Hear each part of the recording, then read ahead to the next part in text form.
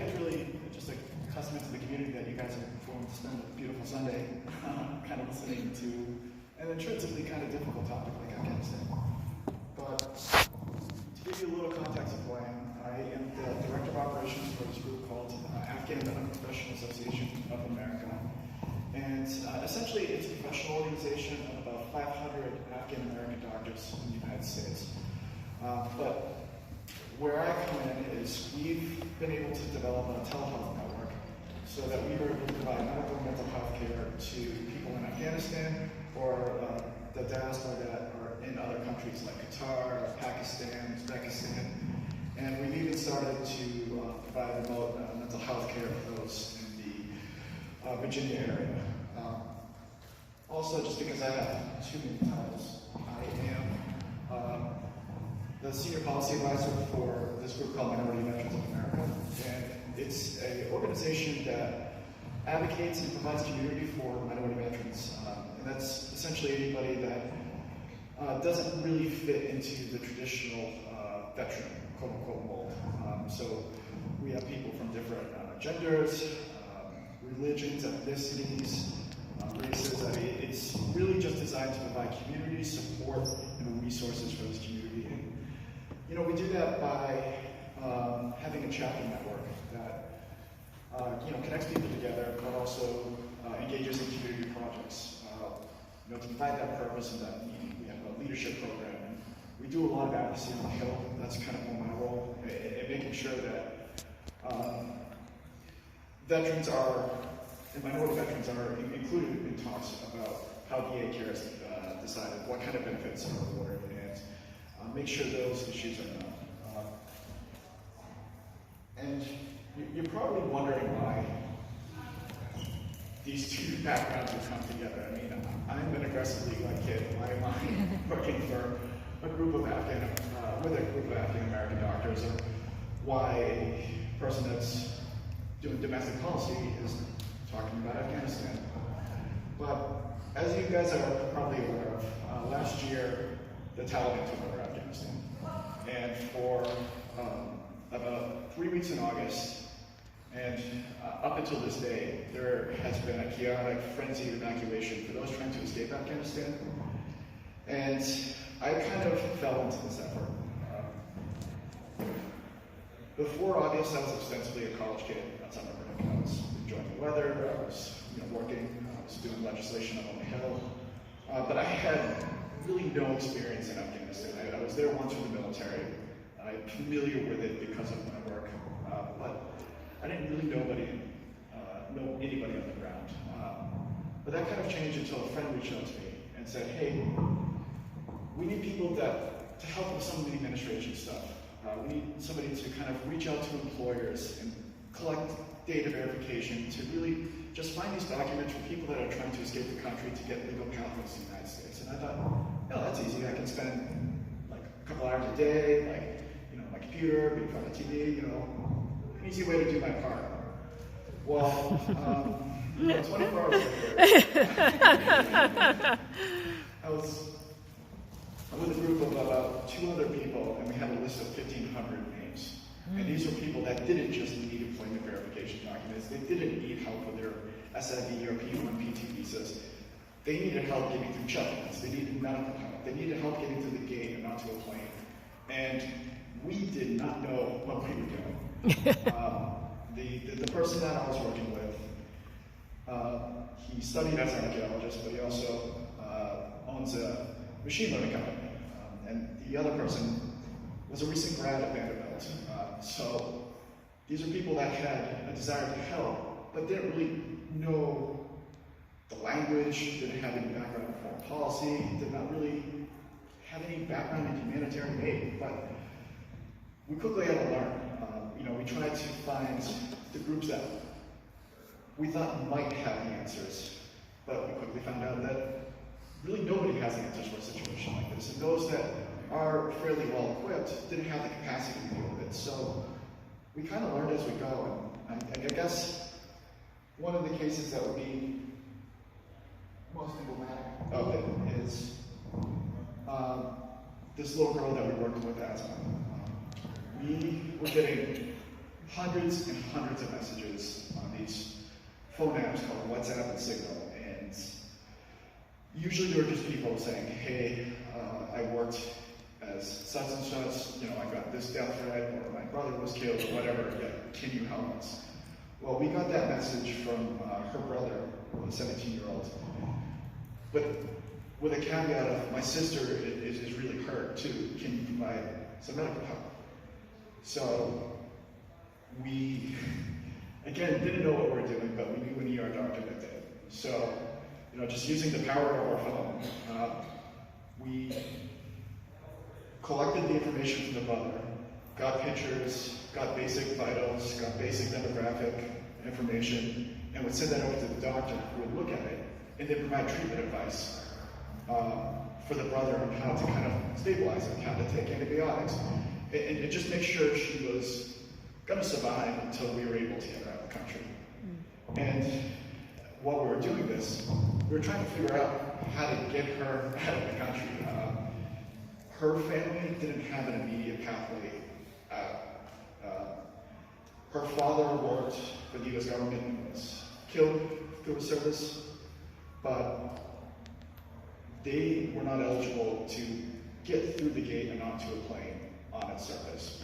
So we started reaching out to my contacts, my friends, and we developed a kind of a network where it got to the point where, again, the power of the phone, we were working with special operations teams on the ground to get and help guide them to their location, how to avoid Taliban checkpoints. And, ultimately, we were able to get them into a safe house where these soldiers were able to stabilize her.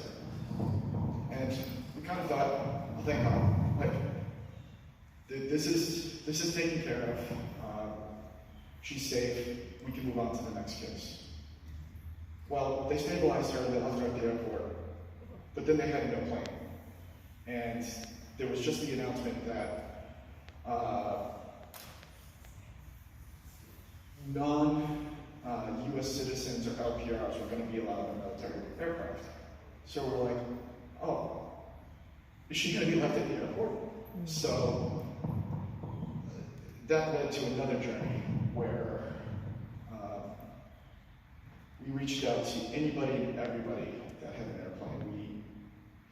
We reached out to the Canadians, the British, the US. We were talking with Flotus's team. We were just trying to outsource this as much as possible to get a seat. It got to the point where we were working with an Afghan reporter, and there was the New York Times charter plane for reporters. So we kind of did a little bit of a deal where it's like, hey, if we get you to the airport, will you bring this family with you on this charter? But of course, as ultimately these things go, there was this added caveat of her brother was the only communication that we had, and his cell phone has been on for 24 hours, and he's been on it for 24 hours. So of course it's not. So we knew his phone was going to die, and we ultimately said, hey, stay at this location. We know your exact location right now. We'll send somebody for you. And God bless that kid. He was calm, cool, collective, unlike anybody else I've seen in that situation. He stayed where he was at. And the last message that we got from him was, there are people in uniform approaching, and they're bringing us on a bus. And then his phone died. So we didn't know, does that mean, were they us? Were they going to bring her on a bus to the plane? Were they going to bring her on a bus out of the airport? We didn't really know. We didn't really know until we got a picture from them in Qatar, where they arrived safely. That's Asma, that's the sister, and that's the mother. I was trying to figure out how to get the recording, but we got this message from her that was just like, it was like one of her first English phrases, but it was like, I'm fine, thank you. And it was just, in a time that was just so many hardships, just so many dark things. It was good to be able to just have that kind of win. And this case ultimately kind of proves to be the foundation for my work that I'm doing now. Because from this, we realized that there was a need for medical care for people that were either in remote locations or because of what they did in the government or who they were or what they believed in, wouldn't be safe to go out to public. And you know, that's how I got connected with Katie. Like, we were able to connect with Google and AMWOL, and I met a fantastic group of African American doctors who I'm going to work with, and we were able to kind of coalesce to build something new. We were able to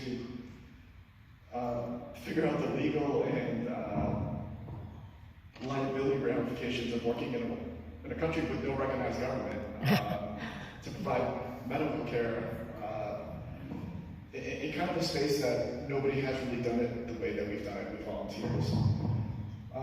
And there were a lot of organizations that helped, but I think if there's one takeaway from this entire experience, is it wasn't the organizations, it was the people. Because going back to Katie, she was very generously provided by AMWOL to kind of help us deliver and coordinate these services. But she didn't just say, hey, we're going to set up this thing, best of luck. She helped us tailor it. She helped us figure out what we needed, what we didn't. And this was an evolving process. I kind of feel bad at the beginning because she provided this entire system that we didn't use in its original format because we were trying to apply what we thought they needed onto a system that really wasn't what they needed. Yeah. Real quickly, just so you guys know how this evolved. Originally, Google is a partner of AMWOL, my company that I work at, and they reached out to us because one person, Titus, works closely with a group that Hannah works with, and like that chain of people, Titus also works at Google, and so he was like, oh, maybe AMWOL can help. And he reached out to AMWOL saying, hey, can you guys stand up telehealth for us? So AMWOL is really fast at standing up telehealth. It's what we do. And so we said, sure, no problem. And we stood up something within 24 hours. And Google went, whoa, wait, that's way too fast. We're not ready. and so we backtracked and thought of, like, is this really what we can use? And we had to keep going back and forth of what can we use that can be used in Afghanistan, and not just there, but Kabul and all these different military bases and places where these people were stuck in various sectors that we didn't necessarily know where they would be. And so it was a lot of unknown territory, opening up ports and places and IP ports that we had never worked in before at AMWOL. And they kind of discovering as we went with volunteer providers. That was another unknown. Like, normally we work with providers that are at specific hospitals and you know where they are. These are all volunteers. Everything about this was volunteer. So I was volunteered from AMWOL. Hannah's volunteered from Minority Vets, and all the providers are volunteered from everywhere.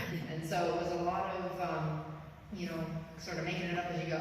And I was kind of the project manager along for the ride, helping coordinate things and bringing that project management expertise to what we were doing. And then Hannah was bringing the coordination of the everything else-ness. And then we found AMBA, and actually it was the Vanderbilt College woman who was just hunting through groups that could help that found AMBA and brought along these 500 providers that we wouldn't have found otherwise. It was all just individual people that brought this journey together that would have otherwise not have happened. So I know we didn't end up using AMWOL's technology, but the core group of like 4 or 5 of us that worked together still performed miracles that wouldn't have otherwise happened, which I'm proud of, even though we didn't use AMWOL's technology. I'm so proud we did this. I mean, and I just want to reinforce that it wasn't just the technology that was brought. I mean, again, going back to ostensibly being a college student, I was in the military and we had small groups of teams under me, but that's a much different situation than a whole bunch of volunteers. I can't go to a volunteer and be like, hey, don't be an idiot. They're not going to come back.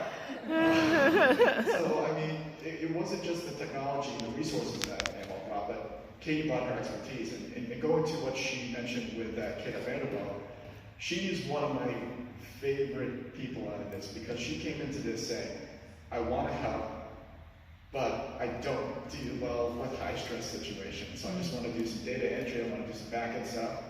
And again, 72 hours later, she was speaking to ambassadors to Tajikistan and Uzbekistan. I just like reaching out to her networks, and she ended up helping get a bus full of female athletes through the gate and onto a plane.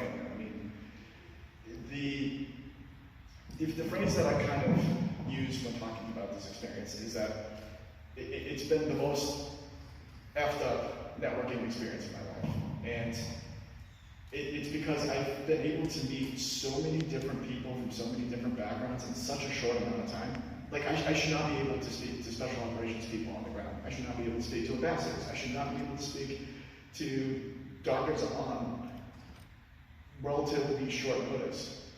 But it's that reason that we were able to be successful, because everybody, regardless of their skill set, regardless of their background, and regardless of what they actually wanted to accomplish with this, offered to help, and they were able to find their places to help. And because of that, we were able to kind of fill the gaps that, you know, governments, organizations, everybody was kind of really unable to provide.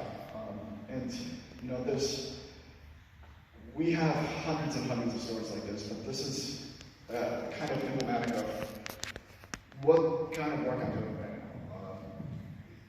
We got another message, again, through WhatsApp, this time Signal, and it was from an organization I work with, which is a group of former special operators, and again, volunteers, and they had a family they were working with whose infant was really having some profound medical issues.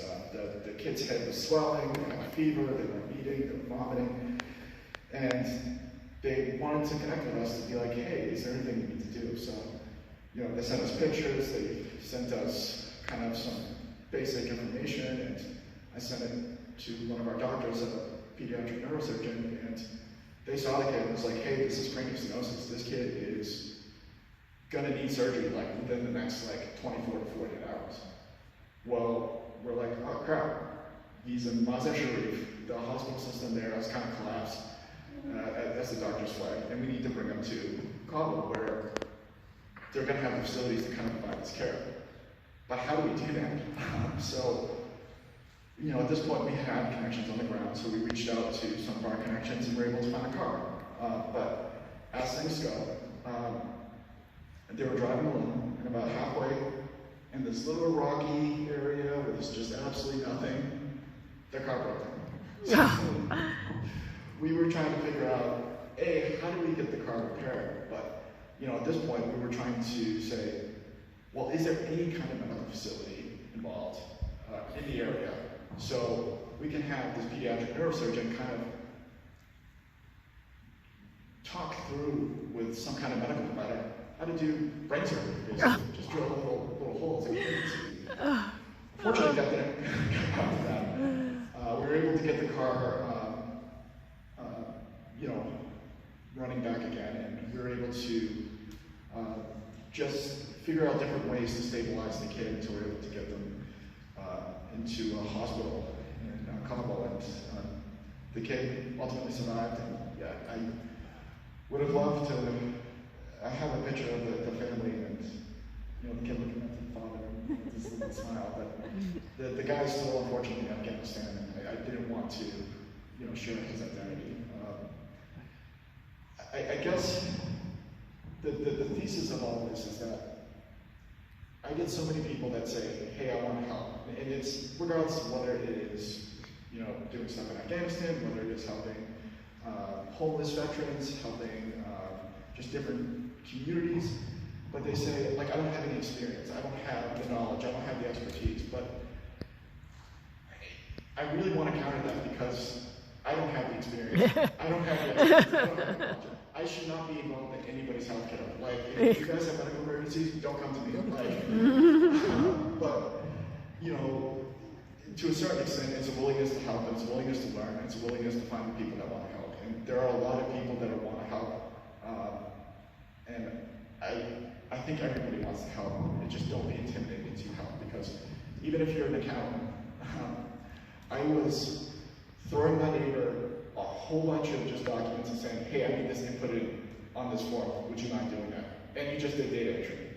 And that helped just as much as reaching out to the doctor, reaching out to the guy on the ground, because without those documents, you couldn't get through the gate. And nobody has time to just do it all. So I want to thank you guys for allowing me to speak. It's really kind of just been a privilege to, again, have you guys listen to me on Sunday afternoon. But I want to thank Katie. This is the first time we've actually met. But I think we spent hours and hours on meetings, and you know, what's happening, and emails. But, I mean, it really just shows that, like, yeah, she was a project manager for this at Amwell, but she was so much more, and everybody involved in this was so much more. So, yeah, people are good. So, Thank you. So what type of things that what people can help do? Do you have like a list of things that people can help? I do. I will have to forward that on Yes. later. I'll share it to Constant Contact, Yeah, so we can yeah. share it with the church. Yes, yes. Right now, for this specific issue, the most important thing that anybody can do is help bring awareness for this thing called the Afghan Adjustment Act. And essentially, most people that were brought into the country were brought in this thing called port parole. And these are individuals that have already gone through the immigration screening, but because they were brought into this process, they need to apply for asylum again and have to go through the asylum process. The problem with that is, though, that they can't have access to a social security card, driver's license, employment. There's just a lot of different ambiguity and uncertainty and inability to support themselves. And you know, I will say that out of all the people that I've helped get to, whether it be Germany, US, Canada, or Britain, they're the most productive people you know, I've ever met. And what the Afghan Adjustment Act will do will automatically turn their parole status into an immigration status, which will allow them to have these opportunities to engage in the communities and engage with just society in general. I would say the second thing that people can do is, and this is what I do need to look up, is there are a lot of Afghan families that have been settled throughout the state. And, you know, they have maybe the support in terms of financial, but they don't have the community. They don't have the ability to navigate this new culture. So even just connecting with a family and just knowing them, letting them know that they're part of your community, that they're loved, they're cared for, and you know, they have a home here. That in itself, you know, really does wonders. We've had a couple of families that have been settled out in the Midwest, and unfortunately, some of their kids have committed suicide because they just felt so alienated and so disconnected. And of course, they're coming into this country having endured just a tremendous amount of trauma. So I think, speaking in a church, I think we all know the power of community and the power of love and faith. So I think, you know, just do what you're already doing, and just sharing that is helpful in itself.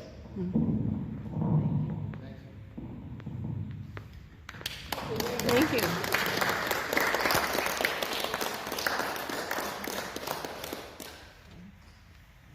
I have a lot of questions. Oh, yeah. I missed the beginning introduction, so I'm intrigued by this. My name is Carol, and I work at the Kent Public Library. I have done pastoral help to families that are actually here. One is in Canton.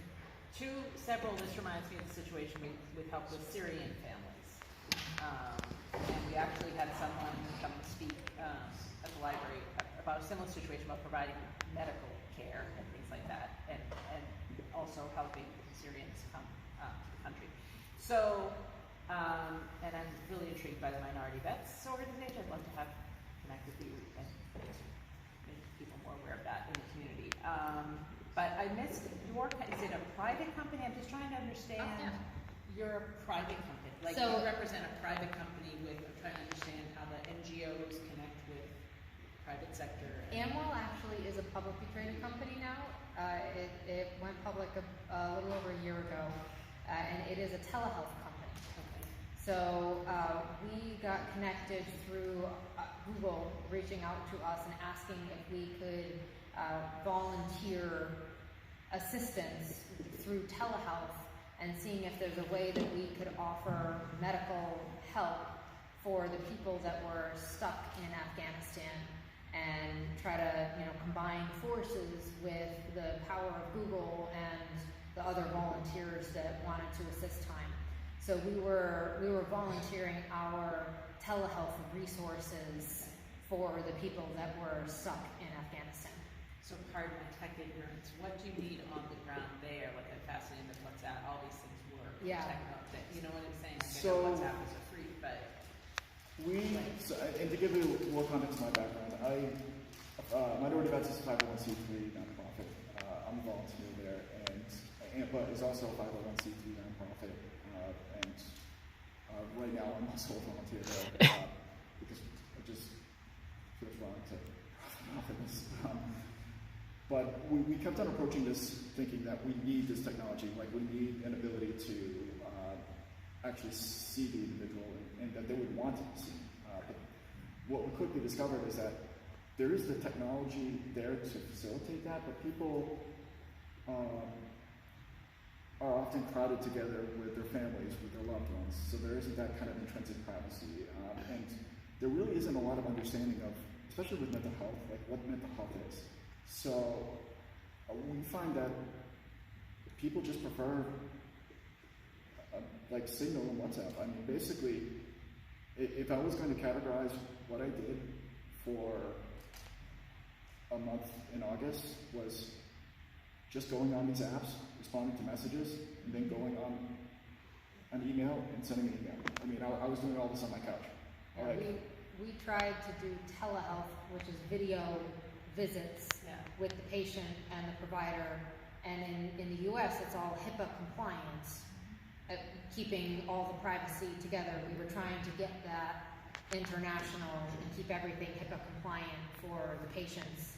And what we found through this exercise was the patients on the ground either didn't have enough bandwidth to get it to function, or we couldn't get the technology to function in the region, or the technology could work, but the patients weren't comfortable with using it, with having the video on and seeing the providers.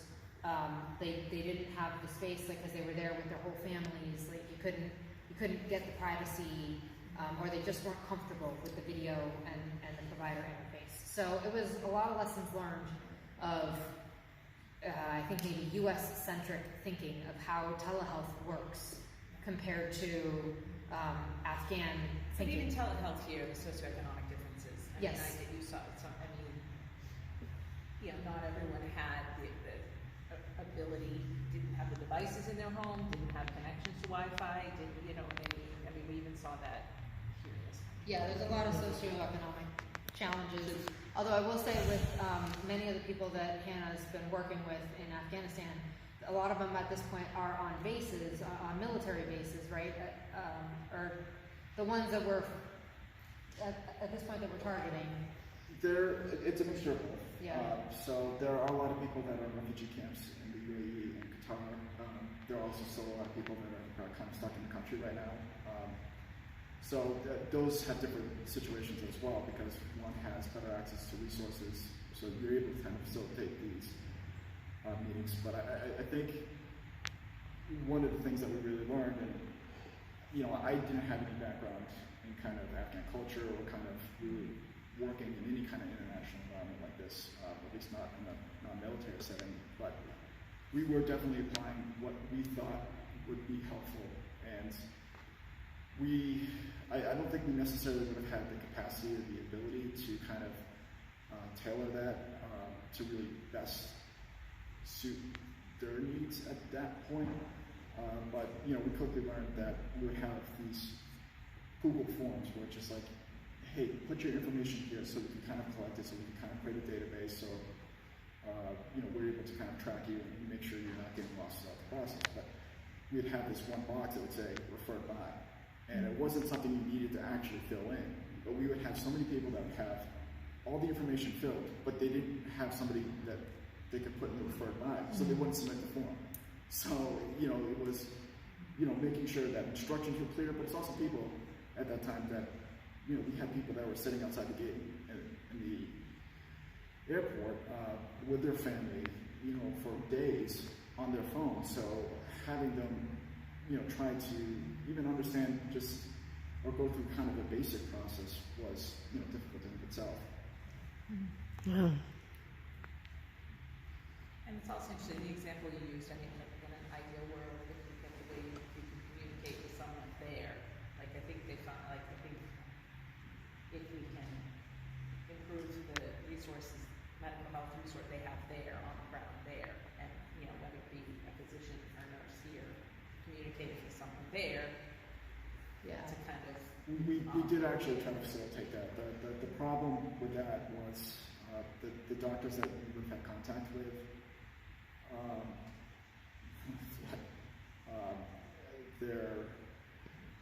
The hospital system collapsed in the country, and the ones that remained, because we tried in Afghanistan, we were going to potentially work with the hospital that remained there, and we were trying to set up telehealth with the local hospital and try to have some coordination there, and we got close, and then the government collapsed, and we had to stop the efforts that we were going to be doing because it wasn't safe to set up what we were planning to set up.